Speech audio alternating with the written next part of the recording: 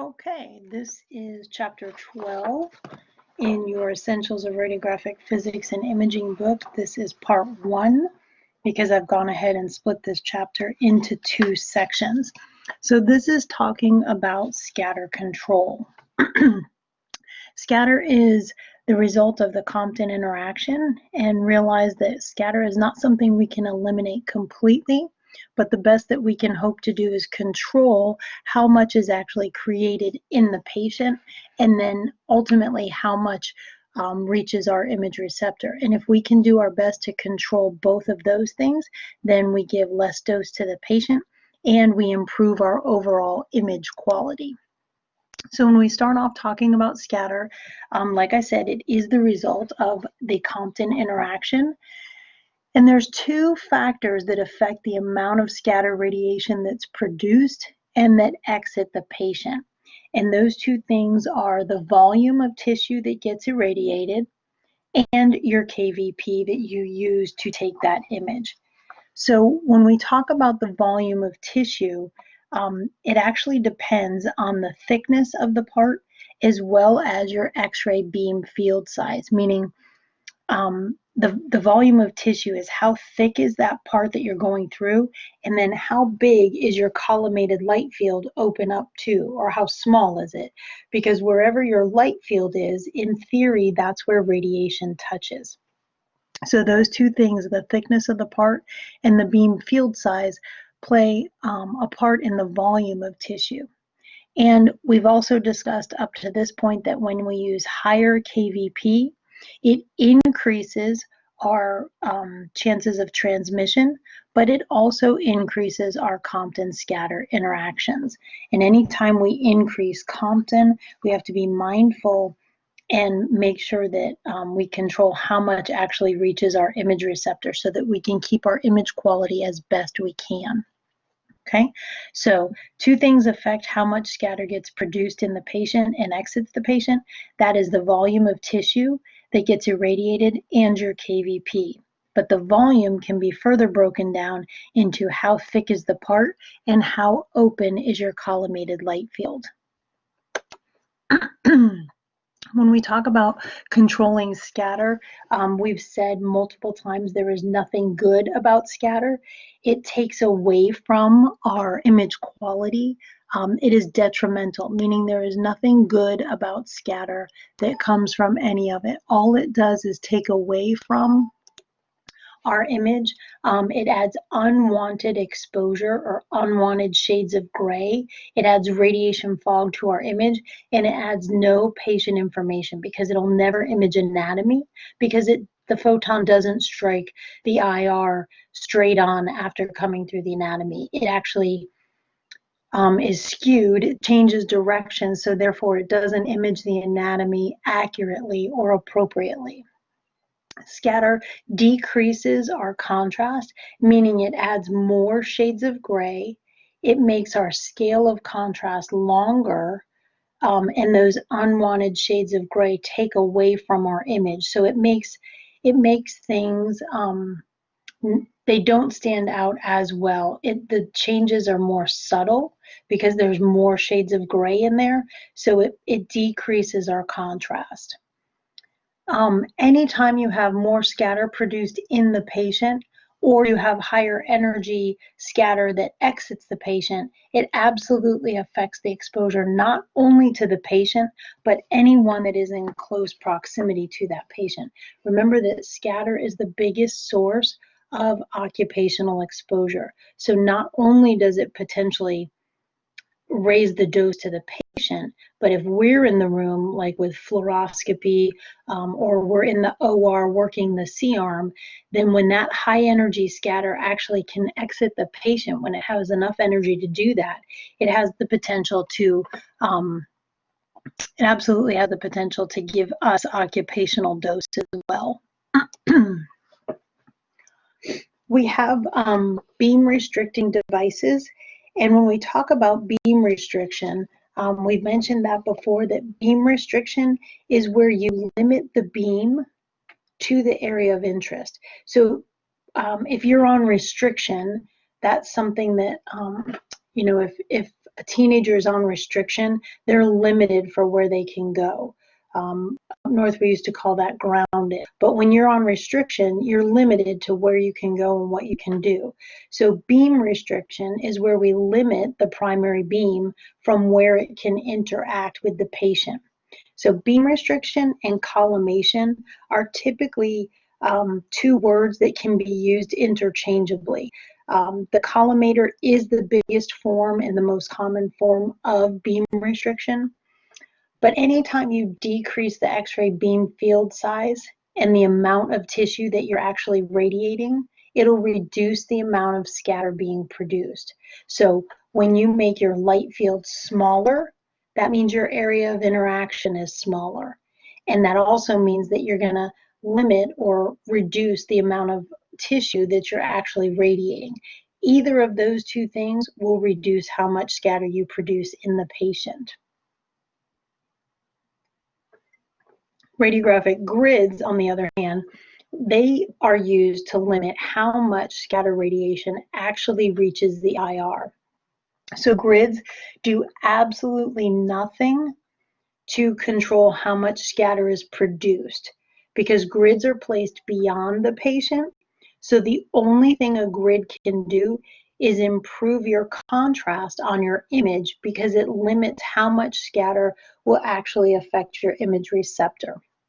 So they do nothing for scatter production.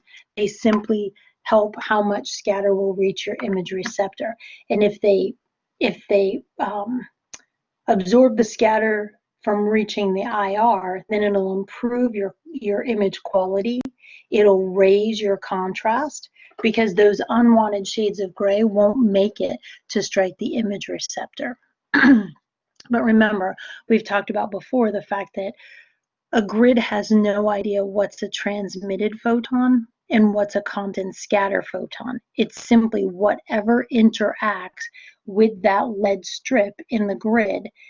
Whatever gets absorbed by that lead strip gets absorbed, whether it's a transmitted photon or a Compton scatter photon. So the grid is not selective when it does that. It's whatever passes by and gets absorbed in that lead line gets absorbed, even if it's a transmitted photon.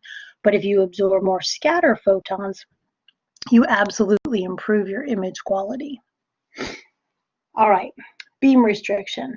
What does it do? It limits patient exposure. Okay, beam restriction limits your patient's radiation exposure, and it reduces the amount of scatter that is actually produced in the patient. So two things that beam restriction does. When you limit where that beam can go, it reduces how much scatter is produced in the patient, and you limit the patient's radiation exposure. This image that they show you is actually on page 155. And a beam restricting device will actually change the shape and the size of the primary beam. Okay, so it'll change the shape and the size of the primary beam. So an unrestricted primary beam, which is what they're showing you right here. So on this beam, there is no collimator. You can see the tube housing right here, and there is no collimator attached. So if you don't restrict the primary beam, it actually has a cone shape to it. So it's shaped like a cone, kind of like an upside down ice cream cone, and it actually projects a circular field onto our IR. Now, all of our IRs are rectangular. So what happens is with an unrestricted beam, you can see that you have areas of the image receptor that are exposed, and then you can see in the four corners there is no exposure. But you also have area outside of the image receptor that is exposed. And if you expose the area outside the image receptor, all that means you're doing is you're radiating that area of the patient, but there's no receptor there to capture the information that you're radiating. So it's unnecessary radiation because there's nothing to capture that. Okay, so an unrestricted primary beam is cone-shaped and it projects a round or a circular field onto the patient or the IR. Now, where would we find unrestricted primary beams? Because we do have them, but not really with anything we do. But typically in dental, that is an unrestricted primary beam.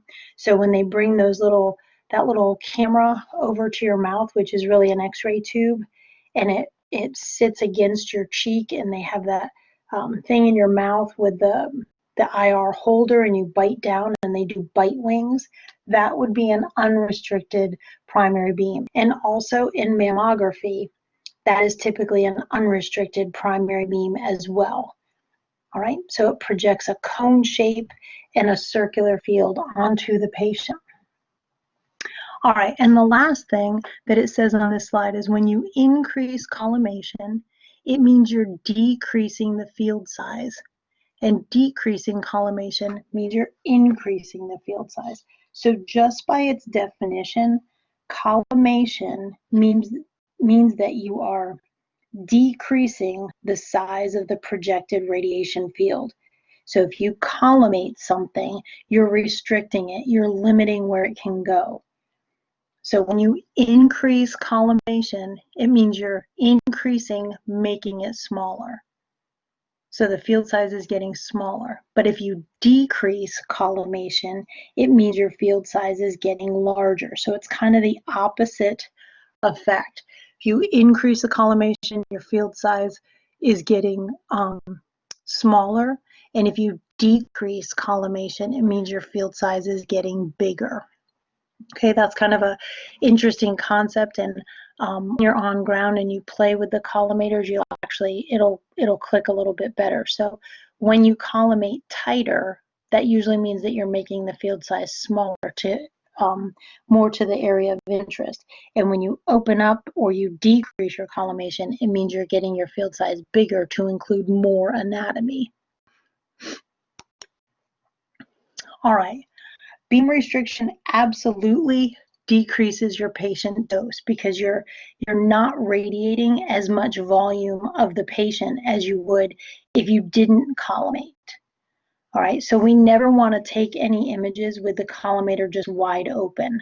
Ideally, you want to collimate minimally to the size of the IR because there's absolutely no reason to not collimate to the IR size, because if you go beyond the IR, then there's nothing to capture that image, which means you're simply radiating the patient for no reason. When you beam restrict, not only do you decrease patient dose, but you reduce how much scatter is produced in the patient. And if you reduce how much scatter is produced in the patient, then you're absolutely going to reduce how much scatter is the potential to expose on the IR. Okay, so when you reduce scatter, you limit not only the dose to the patient, but you limit how much scatter can interact with your image receptor. And that will improve your radiographic contrast. So when we collimate, we limit patient dose. We limit the area of interaction on the patient. We reduce how much Compton scatter is produced in the patient, and thereby we reduce how much scatter can affect our image receptor. So it means our image contrast is improved. The quality of our image is improved when we limit how much scatter we make and how much can affect the image receptor. On here, this is a little bit confusing, so I tried to make it a little bit more clear. This actually comes from table 12.1 on 156. And they tell you that if you restrict the primary beam, and they talk about an increased factor. So if you increase your collimation, remember we said if you increase collimation, it means your field size is getting smaller. And the result of that would be less patient dose, less scatter production. The contrast on your image would improve or be raised, meaning a shorter scale, more black and white.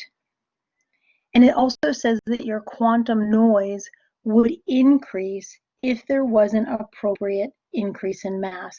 Now, what does that mean? It means that when you collimate significantly, you have to increase the quantity of radiation that you're projecting towards the patient, meaning you need more photons, because when you collimate, you're not simply scooping all the photons together to exit a smaller area. You're literally cutting those photons out. All right, so when you collimate and you make that field size smaller, you're not gathering. Let's go back at this other picture. Maybe this will help. So when you collimate this, okay, let me try and do this. When you collimate, it doesn't mean you're scooping them all together to come out in a limited area, okay? What it actually means is that when you collimate, you're literally cutting them out. So when you collimate to a smaller size, let's just say you collimate, it means that all these photons out here aren't coming out of the tube. The only photons that are coming out of the tube are in here where you collimated. So you've reduced the quantity of radiation when you collimate. So it says that if you don't compensate for that, if you don't compensate for that, you can exhibit quantum noise. And remember, quantum noise is photon dependent, meaning if you don't have enough photons striking your image receptor to make the image, it'll appear grainy or mottled, speckled. So you can exhibit quantum noise if your mass increase is not appropriate. Now that's with significant collimation, not just any collimation. Okay, and remember that digital is way more forgiving. So there is some compensation in there that the machine can make the adjustments for us. Now, the next factor it looks at, it says if you increase your X-ray field size. Now, what does that mean? Technically, it means that you're decreasing your collimation. So your field size is getting larger. So when you increase collimation, your field size is smaller. And if you were to decrease your collimation, your field size is larger. But remember, on this table, it's talking about what factor is increased. So they're telling you your field size is increasing. And the only way you can do that is if you decrease collimation. So if you make your field size bigger, your patient dose goes up, the amount of scatter radiation produced goes up, which means more scatter has the potential to strike the IR, which reduces your contrast. But you also have reduced quantum noise. Now, the fact that you have reduced quantum noise is good, but that's not your goal. Ideally, your goal would be to lower your patient dose, reduce the amount of scatter you produce, and you do want to raise your contrast. So ideally, collimation is something that we always want to do.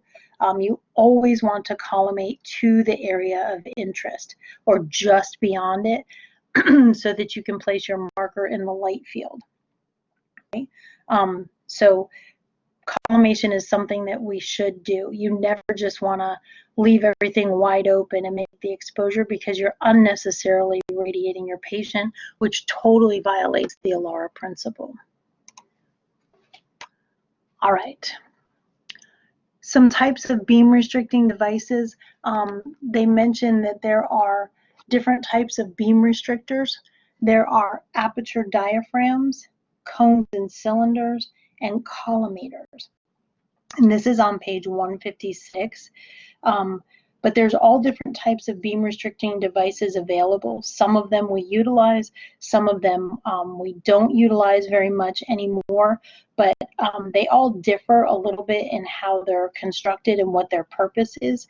But regardless, all restricting devices are made of metal or a combination of metals so that they can absorb the X-rays and not allow the X-rays to actually exit the tube.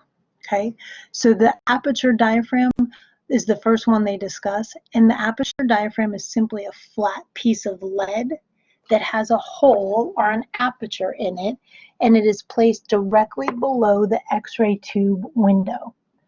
All right, so an aperture diaphragm, I will tell you this is one that is not utilized very much at all.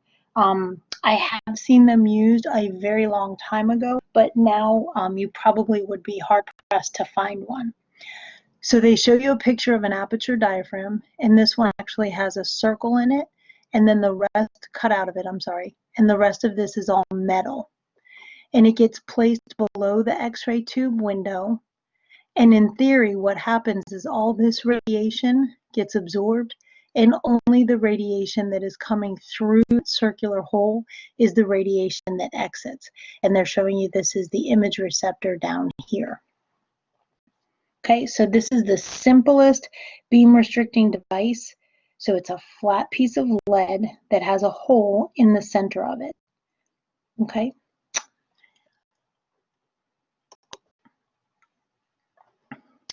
And they tell you that because of the aperture's proximity to the radiation source, which remember your source is always your focal spot, so because it sits right underneath the window, notice there's no collimator on here.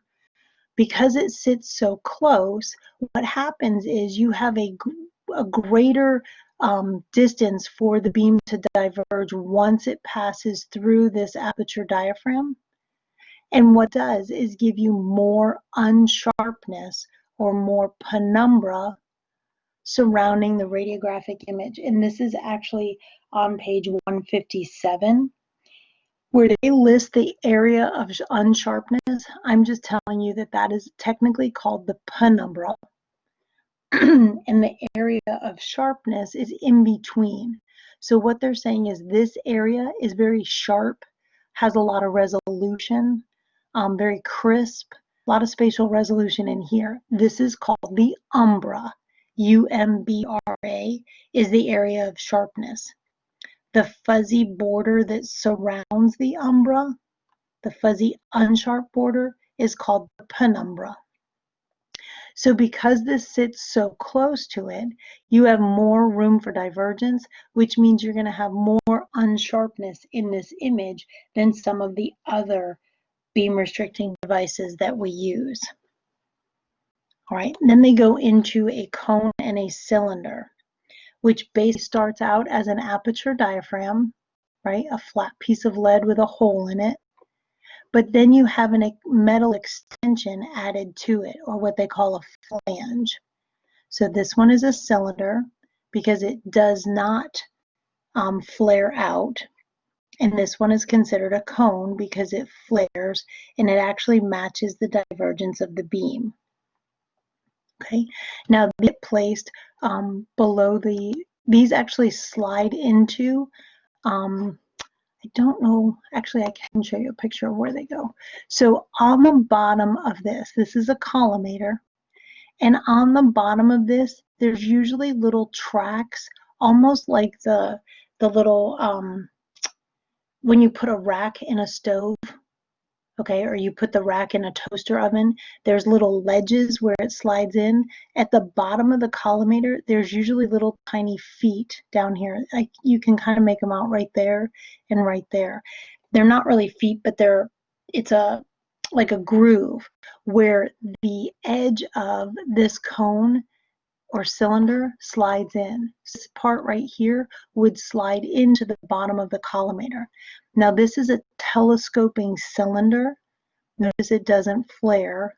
So this is a telescoping cylinder, and we absolutely have used these a long time ago. We used to use these for skull images and for facial bones. All right. So it says that the flange can be made to telescope, so it allows it to increase in its total length. So this part right here where you can see it is, you could either have that all the way up so it would be shorter, or you can bring it down and allow it to telescope so it's longer. Now, why would we do that? Because typically when this part was in the collimator, you would extend this part right to pretty much the back of the patient's head when you were doing images. Now, it doesn't mean the radiation went any closer. You were simply extending this metal flange so that it was touching the patient or as close to the patient as you could. All right. So we would extend that, and this one is called a telescoping cylinder. And cylinders actually reduce the amount of unsharpness better than a cone. Why? Because you're limiting the penumbra or the area of unsharpness. Now notice this is a cylinder and this is a cone. So the area out here, notice that area is thinner in width than this one. This one is thicker, meaning there's more unsharpness. Now, why is there more unsharpness? Because it allows the beam to diverge because of the shape of the cone. It allows the beam to diverge, whereas this one does not allow the beam to diverge until it exits at the bottom. So there's less room for it to diverge and cause unsharpness, whereas this one allows for the divergence just because of its shape. So there's more unsharpness here than in the cylinder. So the one that reduces the unsharpness the best would be the cylinder, then the cone, and the worst one is the aperture diaphragm. Now why? Because the cone in the cylinder controls the beam further from the source than the aperture diaphragm does. So anytime you control the beam further from the source, you get less unsharpness. Okay, so the worst one as far as unsharpness is the aperture diaphragm, then the cone, and the cylinder is the best at reducing the unsharpness. So again, umbra is the sharp, distinct, crisp, clear area in the center of the beam, in the center of your image.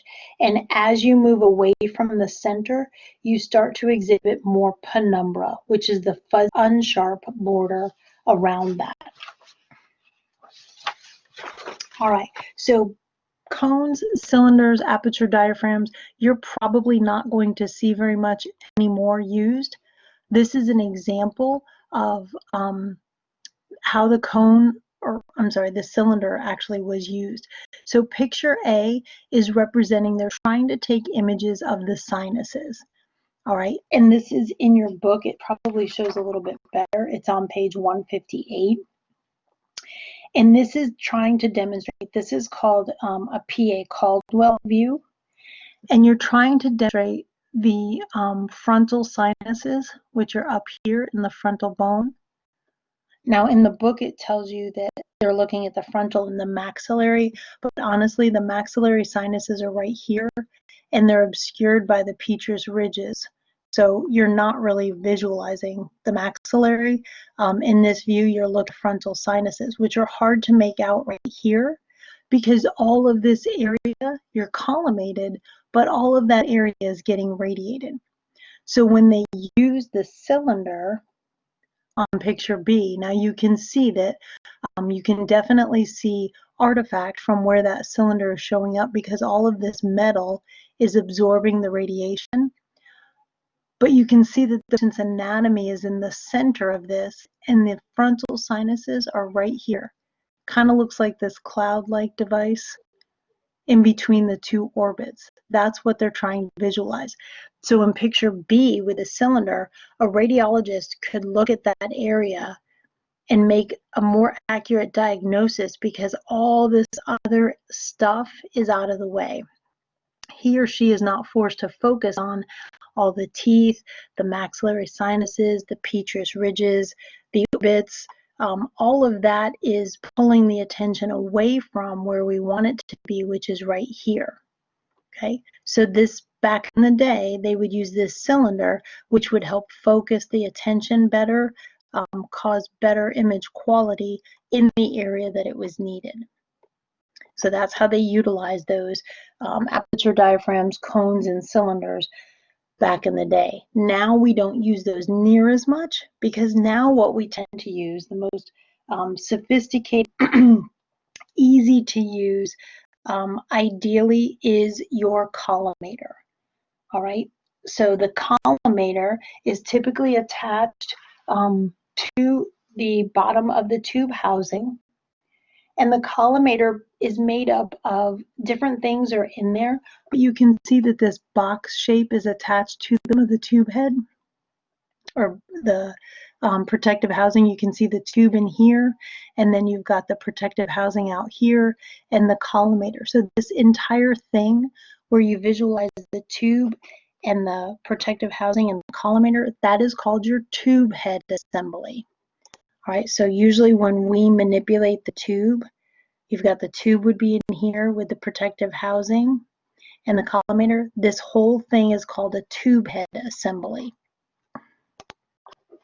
So collimators are the best beam restricting device because what it is it has 2 or 3 sets of lead shutters that are adjustable.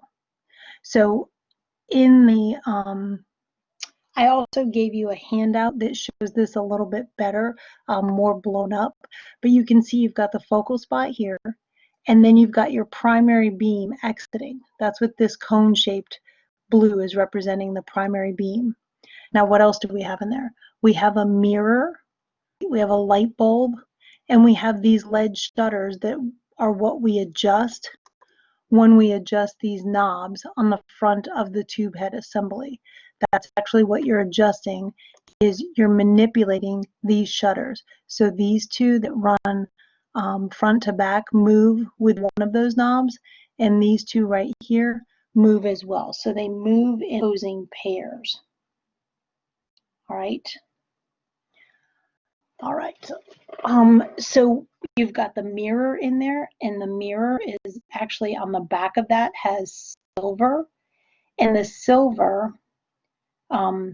acts as, remember that the collimator is the biggest source of added filtration. So how does it filter? There's silver on the back of the mirror. There's lead in the shutters that help absorb it. So it absorbs that low energy radiation that would add nothing to your image because it would only add to your patient dose. So there's silver on the back of this. Now, what's the purpose of the mirror? It actually projects your light field down onto your patient so that it mimics the opening in these collimators to show you exactly where you should be imaging. So in theory, everywhere the light touches, radiation touches. Where the light does not touch, radiation does not touch. Okay, and again, I gave you an attachment that shows a bigger, more blown up image of this. You also have right here, you can see they've got these labeled as entrance shutters. Now these do not move, these are fixed. The purpose of these is to reduce what is called off focus, extrafocal, or STEM radiation. Now that is radiation that is produced somewhere other than the focal spot, meaning that when those electrons bombard this target, sometimes when they strike, it'll create a photon, which is what we want. But sometimes what will happen is that that electron will come across, hit, and then rebound and create radiation somewhere other than the focal spot. Okay, and that is not what we want, because what will happen is if that gets out of the tube, again, it will only add to skin dose. All right, so what we do is we try to, we have those fixed shutters in there so that when that radiation is created, those fixed shutters can actually absorb it so that it doesn't get out of the tube. Okay, so those are fixed. You can't manipulate those. The only ones you're manipulating are these bottom ones. So these are called entrance shutters, and they're fixed. The mirror, which projects the light field onto the patient. The light bulb to give you the light to be able to see. Okay, so you've got a light source. This projects your light field onto the patient. All right, and this is a good picture of like a modern day tube head assembly. So typically your collimator, it says, is equipped with a white light source and a mirror to project the light field onto the patient. It also has an X-ray field measurement guide, meaning that it lists specific SIDs that if you're at 40 or 48 or 72-inch SID, it gives you a measurement so that you know if you were using a 14 by 17 IR at a 72-inch SID, you could set this, looking at 72, on 14 inches wide and 17 inches long, and it would open or project the light field to cover that size IR. Why do we need that? Well, if the light bulb ever blew in there, it would be a minimal way for you to limit the radiation field to the size of your image receptor, which is what you should always do. Your light field should never exceed the size of your IR, ever, okay? And your collimator, ideally, the purpose of your collimator is to adjust your radiation field size. That's the main reason we have a collimator, so that you can adjust your field size. And it also helps to reduce patient's skin dose, because what you're limiting is nothing that would contribute to your image. It would only contribute to your patient dose. And then at the bottom of the collimator, there's actually a plastic template that has crosshairs. So if you were to look up at the bottom of this, you would see the square. Oops, let me erase that and start again. You would have a square that has crosshairs on it, meaning it has two lines that come across. And this right here in the center represents the dead center of the primary beam. It's called your central ray. And in theory, your central ray is an imaginary photon in the dead center of the beam that essentially has 100% of the set energy value that on your control panel. So if you were set at 100 kVp, ideally the photon that's right here in the middle has 100 kVp of energy, and it exits in the dead center of the beam. Now, why do we need this crosshair on the bottom of that? Because when it projects the light field onto the patient, it's showing you exactly where your center is, because when we position patients, we use what's called a central ray. And your central ray is at a specific point. Like when we do a PA chest, your central ray is to the level of T7, meaning you're centered to the thoracic spine number 7. All right. When you do an abdomen x-ray, like a supine abdomen, your central ray is at the level of iliac crest and midline. So when it projects this light field, you have the one line going across the level of the iliac crest, and the other line would run down the midline of the patient. So it's a visual way to tell you that your positioning is correct. All right, that's what the purpose of the crosshairs are. And then we also have, in the last section on this first part, they talk about automatic collimators. And an automatic collimator can also be called a positive beam limiting device, or a PBL. Okay, so PBL is a positive beam limiting device, and it's also considered an automatic collimator. Now, what is that? It means that it automatically limits the size and the shape of the primary beam to the size and shape of your image receptor. Now, that only happens when you're in the bucky, either the wall bucky or the table bucky. There's a little sensor in there so that when you put your image receptor in there, if you put it in 14 by 17 lengthwise, then when you shut that bucky, it'll automatically collimate to a 14 by 17 lengthwise. If you turned your image receptor crosswise and put it in there, it would automatically collimate to a 14 by 17 crosswise. So that little sensor senses the direction of your image receptor and the size of it, and it adjusts your light field. Now, why does it do that? So that it helps to protect the patient by limiting your X-ray field size to not exceed the size of the IR. Meaning that you can, anytime you have automatic collimation, it's always equipped with an override switch. All right, and that override switch allows you to override the automatic collimation, but when the automatic collimator is on, it won't let you make the field size larger than your image receptor, which there's no reason to do that. Okay, so back in the 1990s, the automatic collimators were required by federal law on all new installs.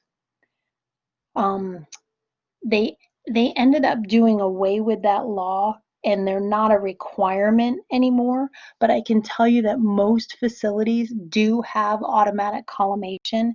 It's just an awesome feature to have. We do not have it in our lab, and I can tell you that when students go out on clinicals, that's typically one of the first things they complain about when they come back, is that we don't have automatic collimators, because you get used to the machine helping you and automatically collimating to the size of the IR, so it's not something that you are forced to remember to do. All right, but most all facilities have automatic collimation. So it automatically collimates to the size and the orientation of your image receptor, but only when you're in the wall bucky or the table bucky, meaning that if you are using the tabletop, you have to collimate on your own. All right, and they talk about any time, whether or not we have automatic collimation or not, we always want to make sure that the size of the X-ray field is either equal to or less than the size of our image receptor. And they tell you that that holds true except for the digital flat panel detectors, because when you're using a flat panel detector, you absolutely, should be restricted to the anatomic area of interest. And those digital IRs are typically either 14 by 17s or 17 by 17s, and it's always going to be larger than your area of interest. So it's crucial that you collimate, because the way that receptor works is by reading only the area. It reads whatever was radiated. So if you unnecessarily radiate outside the area of interest, it's going to capture all that information and degrade your image quality. Okay, that takes care of the first part of chapter 12. If you have any questions or comments or concerns, ideally you've written those down, and when we meet, we will go over that and try and clear up any confusion. Until then, thank you so much, and I hope you guys have a great day.